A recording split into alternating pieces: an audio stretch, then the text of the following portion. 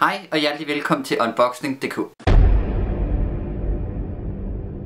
Tilbage endnu en gang til endnu en Ask Me video.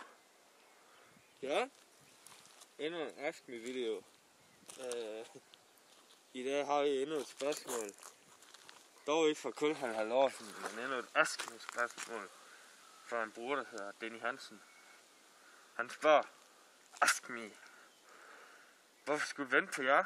Hvad har I lavet alt den tid? 2 spørgsmålstegn. Nu skal jeg svare på det spørgsmål. Vi har lavet forskellige ting. Det mest væsentlige, det er nok, at vi har funderet over livet og omkring alt på YouTube. Det store Mest konkret, stor dansk YouTube-scene. Fordi vi føler, at det er der, hvor vi ligesom har noget at byde ind med, og vi føler ligesom, at det er det marked, vi ligesom skal ind på at konkurrere med de andre store danske YouTubere. Så har vi vurderet sådan, hvornår var det tid til at træde ind på markedet, og ligesom tænke, wow, nu træder vi fandme til.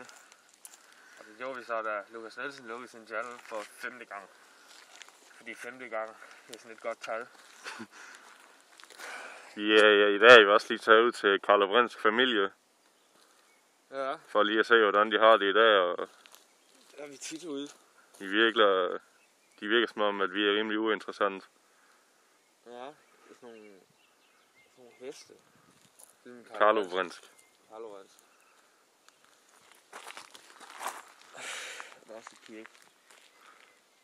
Der er også kigge til det på. Men mest hestene, fordi at det kan godt lide.